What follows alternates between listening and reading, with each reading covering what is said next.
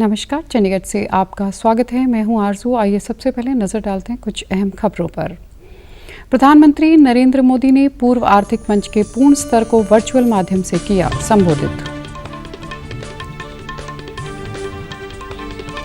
भारत की पहली नाक से दी जाने वाली कोरोना रोधी दवा को औषधि महानियंत्रक ने सीमित उपयोग की दी अनुमति। और पंचायत चुनाव से पहले हरियाणा के मुख्यमंत्री ने 8 नए उपमंडल बनाने की घोषणा। बोले, सुशासन के मूल मंत्र को सिद्ध करने में मिलेगी सहायता।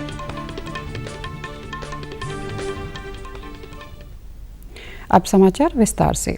आज व्लादिवोस्तोक में आयोजित 7वें पूर्वी आर्थिक मंच के पूर्ण स्तर को वीडियो कॉन्फ्रेंसिंग के माध्यम से प्रधानमंत्री नरेंद्र मोदी ने संबोधित किया। इस दौरान उन्होंने कहा कि भारत आर्कटिक विषयों पर रूस के साथ अपनी साझेदारी को मजबूत करने का इच्छुक है। ऊर्जा के क्षेत्र में अपार संभावनाएं हैं। ऊर्जा के साथ साथ भारत ने रूस के सुदूर पूर्व में फार्मा और हीरे के क्षेत्र में भी महत्वपूर्ण निवेश किया है। प्रधानमंत्री ने कहा कि 2019 में उन्हें इस मंच में रूस के साथ भाग लेने का मौका मिला और उस समय उन्होंने भारत की एक्ट फॉर ईस्ट नीति की घोषणा की थी। इस नीति की घोषणा के परिणामस्वरूप रूस के सुदूर पूर्व के साथ भारत का सहयोग कई क्षेत्रों में बढ़ा है। आज यह नीति भारत और रूस की विशेष और विशेषाधिकार प्राप्त सामरिक सहभागिता का एक प्रमुख स्तंभ बन गई है। –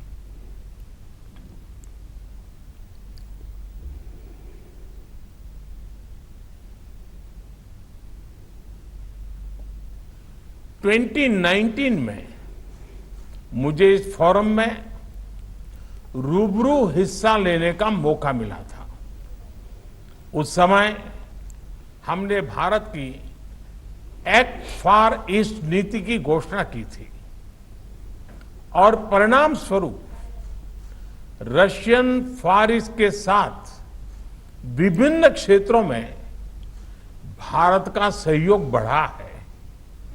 आज यह नीति भारत और रूस की special and privilege strategic partnership की एक प्रमुख स्तंभ बन गई है। उन्होंने कहा कि खाद्यान्न, उर्वरक और ईंधन की कमी विकासशील देशों के लिए बड़ी चिंता का विषय है। मोदी ने कहा कि इस महीने व्लादिवोस्तोक में भारत के वाणिज्य दूतावास की स्थापना के 30 साल पूरे हो रहे हैं। भारत बायोटेक की नाक से दी जाने वाली पहली कोविड रोधी औषधि को आपात स्थिति में सीमित उपयोग की मंजूरी मिल गई है। इसका उपयोग 18 वर्ष से अधिक के लोगों के लिए किया जा सकेगा।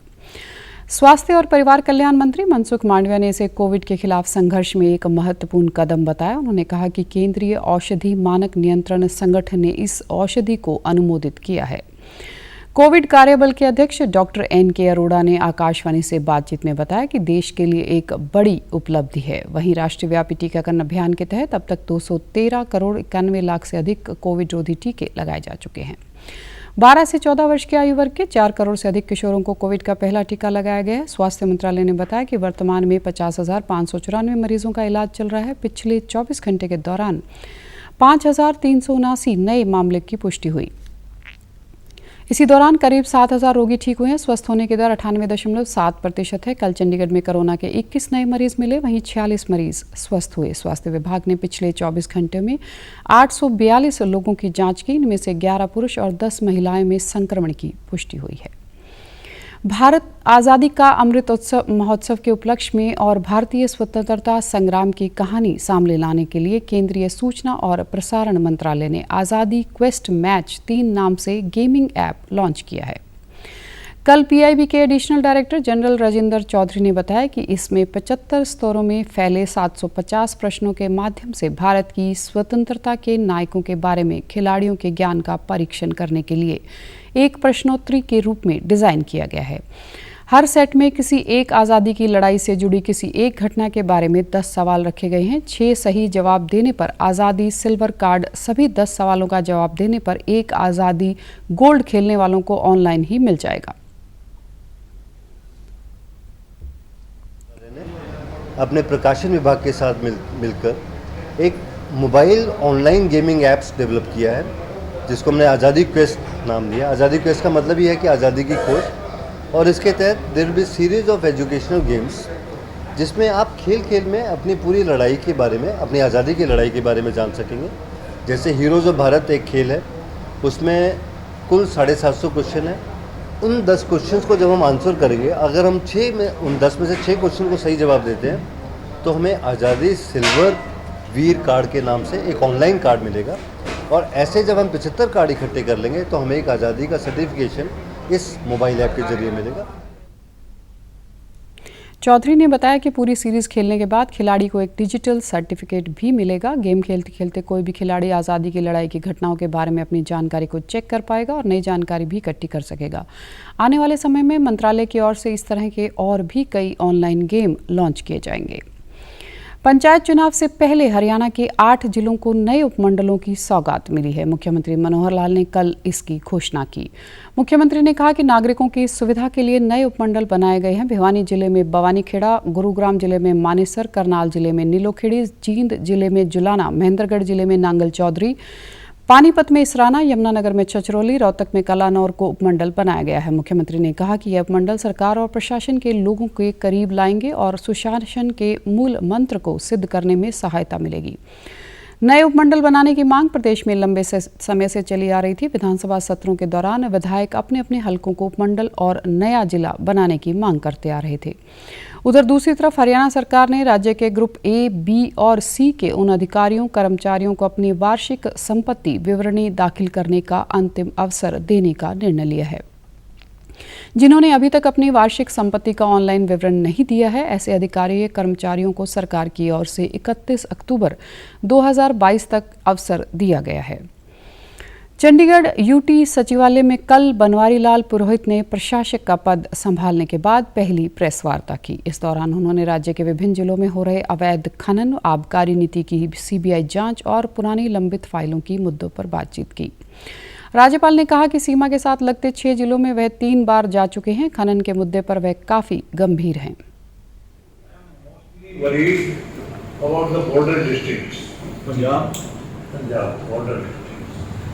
मेरा ज्यादा वरी वही है, 3 बार मैं जा चुका बॉर्डर। सर जो माइनिंग एरिया उसको विजिट करने जा रहे हैं। आई एम गेटिंग डिटेल्स ना। जी जी sir. When you must have published also your district level पे। All the 6 districts I will be visiting। all districts। और वहाँ पर मैं इंटरेक्शन मेरा सरपंच लेवल पे है। I interact with the journalist also। Sarpanch level also with all the officers I am there। लंबित फाइलों को लेकर उठ रहे सवाल के जवाब में राज्यपाल ने कहा कि 95% फाइलें तुरंत क्लियर कर देते हैं। कुछ फाइलों को ध्यान से पढ़ना होता है और कुछ पर कानूनी सलाह भी लेनी होती है, इसलिए उन्हें क्लियर होने के समय लग जाता है। इस दौरान उन्होंने स्पष्ट किया कि चंडीगढ़ प्रशासन पहले दिन से ही व्यावसायिक और इंडस्ट्रियल लीज होल्ड संपत्तियों को फ्री होल्ड करने के पक्ष में है। चंडीगढ़ के विकास के लिए संपत्तियों का फ्री होल्ड होना जरूरी है। इसी वजह से गृह मंत्रालय को प्रस्ताव भेजा गया है। कोई गलती हुई जिसे ठीक करने के लिए डीसी विनय प्रताप सिंह दिल्ली जाकर आए हैं। सलाहकार धर्मपाल भी कई बार दिल्ली गए और मामलों को हल कराने का प्रयास किया। प्रशासक ने कहा कि वह लोगों की मदद करना चाहते थे, इसलिए फ्री होल्ड के पक्ष में खड़े हुए और फैसला लिया। इस संबंध में प्रशासक के सलाहकार धर्मपाल ने कहा कि मंत्रालय में जब कोई मामला भेजा जाता है तो उसके सभी पक्षों को देखा जाता है। अब गृह मंत्रालय सभी पक्षों को देखने के बाद ही फैसला लेगा। फाजिल्का जिले के बाढ़ प्रभावित लोगों को बड़ी राहत देते हुए पंजाब के मुख्यमंत्री भगवंत मान ने जिले में बाढ़ों के कारण हुए नुकसान की भरपाई के लिए साल 2020 की बकाया रहती 32 करोड़ रुपए की मुआवजा राशि जारी करने के हुक्म दिए हैं। इस संबंधी फैसला मुख्यमंत्री ने यहां अपने कार्यालय में फाजिल्का जिले के विधायकों के साथ हुई मीटिंग के दौरान लिया। मीटिंग के दौरान मुख्यमंत्री ने बताया कि कुल 32 करोड़ रुपए में से 28 करोड़ रुपए की फसलों को नुकसान पहुंचा था, जबकि बाकी 4 करोड़ रुपए का नुकसान घरों और अन्य आधारों का हुआ है। मुख्यमंत्री ने राजस्व विभाग को हुक्म दिए कि लोगों को मुआवजा जल्द बांटने की औपचारिक कार्रवाई तुरंत पूरी की जाए। हरियाणा के मुख्यमंत्री मनोहर लाल ने मंगलवार को चंडीगढ़ में हरियाणा शहरी विकास प्राधिकरण की 124वीं बैठक की अध्यक्षता की। इस दौरान उन्होंने कहा कि HSVP के अंतर्गत अनुसूचित जाति वर्ग की संस्था या ट्रस्ट द्वारा धार्मिक स्थल और सामाजिक व धर्मार्थ संस्थान बनाने पर महज 20% प्लॉट की राशि देनी होगी। इसके अंतर्गत पिछड़ा वर्ग ए की संस्था द्वारा यदि कोई धार्मिक स्थल और सामाजिक संस्थान बनाया जाता है तो उसे प्लॉट की कुल राशि का 30% राशि देना होगा। BC बी के अंतर्गत प्लॉट की कुल राशि का 40% देना होगा। सामान्य वर्ग के लिए राशि 50% निर्धारित की गई है। मुख्यमंत्री ने पंचकुला और चंडीगढ़ में काम करने वाले कर्मचारियों, पत्रकारों, वकीलों, मौजूदा विधायकों, पूर्व विधायकों के लिए cooperative group housing society scheme बनाने के लिए मंजूरी दी। प्राधिकरण के मुख्य प्रशासक ने इससे संबंधित एजेंडा पेश किया, जिस पर सीएम ने इससे संबंधित ग्रुप हाउसिंग स्कीम बनाने के लिए कहा। अब खबरें फटाफट। कार में यात्रा करने वाले सभी यात्रियों के लिए अब सीट बेल्ट पहनना होगा अनिवार्य। केंद्रीय सड़क परिवहन और राजमार्ग मंत्री नितिन गडकरी ने नई दिल्ली में कहा, 3 दिन में आदेश जारी करेगी सरकार। भारत और जापान के बीच दूसरी 22 मंत्री स्तरीय बैठक में हिस्सा लेने के लिए रक्षा मंत्री राजनाथ सिंह और विदेश मंत्री एस जयशंकर की जापान राजकीय यात्रा आज से शुरू। केंद्रीय मंत्री और नई दिल्ली नगर पालिका परिषद की पदेन सदस्य मीनाक्षी लेखी ने कहा कि राजपथ का नाम बदलकर कर दिया गया है कर्तव्य पथ। कोरोना वायरस का खतरा अभी टला नहीं है, इसलिए सभी से निवेदन है, बाहर जाने के समय मास्क जरूर पहनें, सामाजिक दूरी बनाए रखें, बार बार अपने हाथ साबुन से धोएं और सैनिटाइजर का इस्तेमाल करें। और आप हमारे समाचार YouTube channel DD news Chandigarh, Facebook DD news Chandigarh और Twitter handle DD news CHD पर भी देख सकते हैं। इसी के साथ चंडीगढ़ से समाचारों का सिलसिला समाप्त होता है। अब मैं स्टूडियो से बाहर जा रही हूँ तो मैं अपना मास्क पहन रही हूँ। आप भी घर से बाहर निकलें तो अपना मास्क ज़रूर पहनें। नमस्कार।